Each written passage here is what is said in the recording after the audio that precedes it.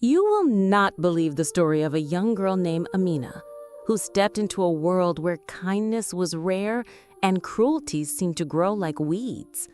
She was only 12 when her parents passed away suddenly, leaving her with nothing but a small bag of clothes and the memory of love.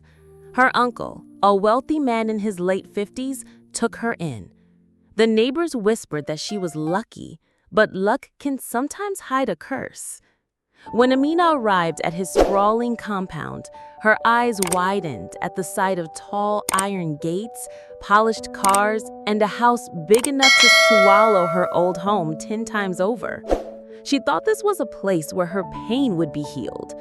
But from the first night, she learned her place, not as a niece, but as a servant.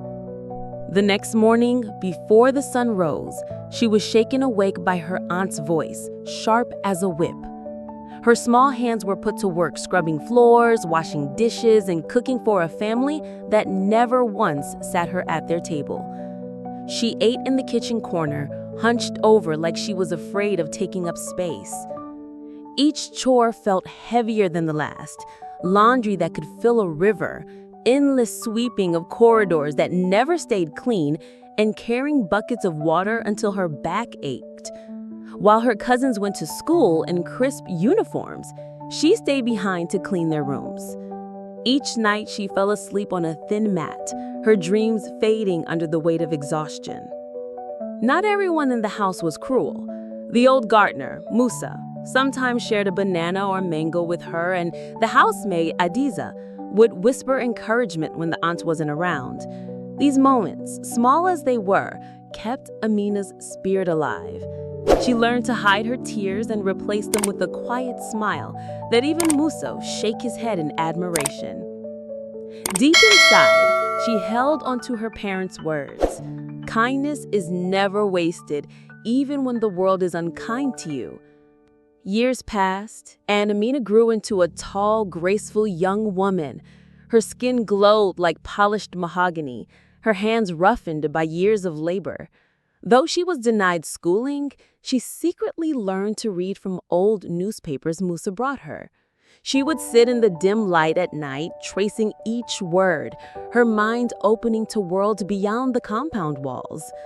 The more she learned, the more she understood. Her value was not defined by how they treated her. She was building something inside herself that no one could take away. One year, her uncle's business began to crumble. Bad investments and betrayal from close partners drained his wealth. The once busy compound became quieter, the cars fewer, and the lavish meals replaced by simpler fare. The relatives who used to visit stopped coming. Amina noticed the change but said nothing.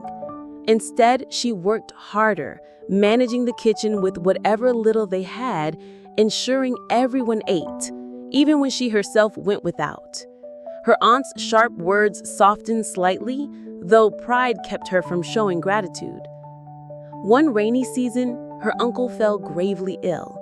He became frail, his voice weak, and the strong figure she once feared now looked small beneath his blankets. The rest of the family seemed too busy to care for him, leaving much of the responsibility to Amina. She boiled herbs, prepared soft meals, and sat by his bed at night, listening to his labored breathing. In those quiet hours, he would sometimes look at her with a strange mixture of guilt and sorrow. He had taken her in as an orphan, but treated her less than family. Yet here she was, the only one willing to stay by his side when his strength was gone. One late evening, during the heavy storm, he asked her to bring him a small metal box from his study. Inside were papers, photographs, and a neatly folded letter.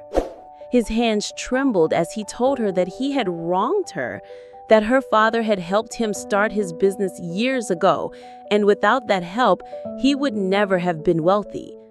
He admitted that he had promised to care for her as his own, but had allowed his wife's bitterness to dictate how she was treated. His voice broke as he told her he was leaving something for her, a way to live a life free from the chains she had known. A week later, the house was silent, except for the sound of quiet sobs. Her uncle had passed away in the early morning hours. The family mourned, but their grief was mixed with whispers about what would happen to the remains of his wealth. Amina, still wearing her simple, faded dress, kept to herself. She was grieving, not for the man he had been, but for the man he could have been to her.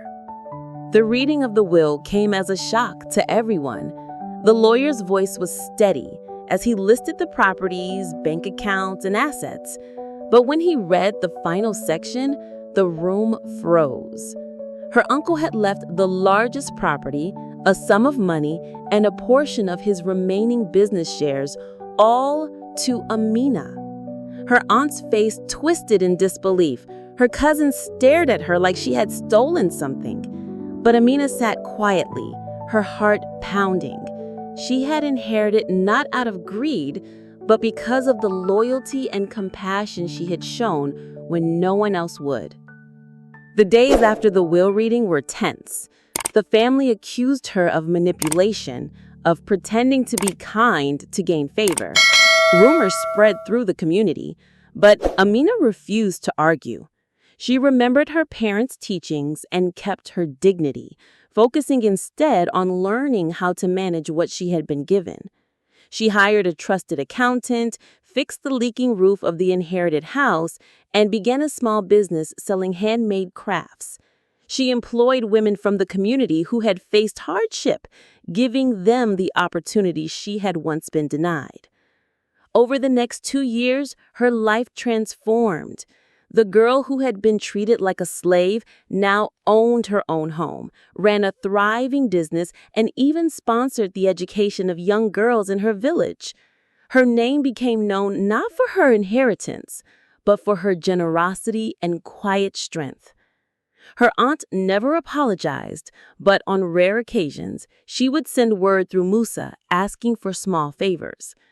Amina always helped, not because she owed anything, but because kindness was the foundation of who she was. Amina's journey became a quiet legend in her community. People learned that how you treat someone when they have nothing is the true measure of your character. Her story reminded them that life has a way of returning kindness, sometimes in ways no one expects. The moral was clear. Titles and wealth fade, but the heart remembers those who were there in times of need. Inheritance is not always written in blood, but in love, loyalty, and compassion. And as she stood outside her home one evening, watching the sunset paint the sky in gold and crimson, she whispered a silent thank you to her parents. She had survived the shadows and stepped into the light. If this story touched your heart, share it with someone who needs to remember that kindness is never wasted. Like, subscribe, and join us for more powerful stories from Africa Tales and Truths.